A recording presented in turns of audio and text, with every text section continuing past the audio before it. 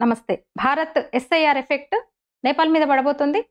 నేపాల్కు ప్రమాద గంటికలని చెప్పొచ్చు. Special intensive revision ప్రక్రియ 12 రాష్ట్రాల్లో మొదలు కాగానే అక్రమ చొరబాటుదారులకు ప్రధాన కేంద్రమైన వెస్ట్ బెంగాల్లో మళ్ళీ కలకలం రేగింది. అక్కడున్న అవినీతి రాజకీయ పార్టీలు, అవకాశవాద పార్టీలు ఉక్కిరిబిక్కిరవుతున్నాయి. అయితే ప్రతి భూకంపానికి కూడా ఒక కేంద్ర బిందువు, ఎపి సెంటర్ ఉన్నట్టే భారత్లోకి అక్రమ చొరబాట్లకు చాలా కాలంగా ప్రధాన ద్వారం వెస్ట్ బెంగాల్ ఉంది, పశ్చిమ బెంగాల్ ఉంది. తాజాగా ఎస్ఐఆర్ అమలుతో పెద్ద ఎత్తున అక్రమంగా వచ్చిన బంగ్లాదేశీలు సిలిగురి కారిడార్ నుంచి నేపాల్లోకి వెళ్లేందుకు ప్రయత్నాలు చేస్తున్నారు.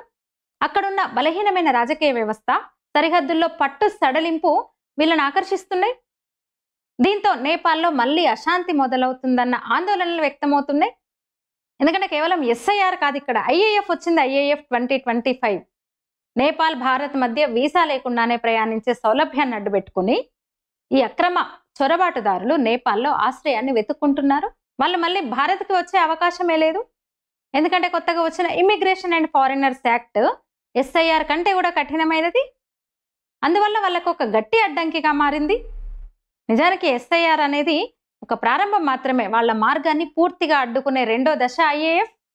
ఇక మమతా బెనర్జీ సహజంగానే తన ఓటు బ్యాంకును కాపాడుకునేందుకు వాళ్ళను అక్రమ వలసదారులుగా చూపిస్తూ అరెస్టుల డ్రామా ఆడుతున్నట్టు కనిపిస్తోంది. కానీ పరిస్థితి పూర్తిగా మారిపోయింది. ఎస్ఐఆర్, ఐఏఎఫ్ల ఉమ్మడి చర్యల ఫలితంగా వేలాది మంది చొరబాటుదారులు పశ్చిమ బెంగాల్, అస్సోం, మేఘాలయ, మిజోరం, త్రిపుర మార్గాల నుంచి తప్పించుకొని నేపాల్లోకి ప్రవేశించడం మొదలైంది. నేపాల్కి తీవ్రమైన హెచ్చరిక ఇది. అంటే పశ్చిమ బెంగాల్ ఎపి సెంటర్ అయితే నేపాల్ ఇప్పుడు కొత్త ఆశ్రయ స్థలి అయింది. వాళ్ళకి ఎస్ఐఆర్ దారిని అడ్డుకుంది, ఐఏఎఫ్ గోడనే నిర్మించింది. అందుకే వాళ్ళందరూ కూడా నేపాల్ వైపు చూస్తున్నారు. ఇప్పుడు వాళ్ళకి అదే ఇంకా స్వర్గధామం అన్నమాట. మరి నేపాల్ ఈ విషయంలో అప్రమత్తంగా ఉందా? దీన్ని అర్థం చేసుకుంటుందా? రాబోయే విపత్తును, ప్రమాదాన్ని అర్థం చేసుకుంటుందా? అంటే చెప్పిన కదా, అక్కడున్న ఒక బలహీనమైన రాజకీయ వ్యవస్థ. వాళ్ళు సరిహద్దులు దాటి లోపలికి వెళ్లే వ్యక్తులు మాత్రమే కాదు, దేశంలో ఒక భవిష్యత్ అస్థిరతకు బీజాలు వాళ్ళు. ఇక్కడ ఎస్ఐఆర్తో, ఐఏఎఫ్తో భారతదేశం పట్టు బిగిస్తే కొత్త స్థావరాల కోసం చూస్తున్న వాళ్ళకి నిఘా సడలించిన నేపాల్ వాళ్ళకి ఒక దారైపోయింది. అక్కడ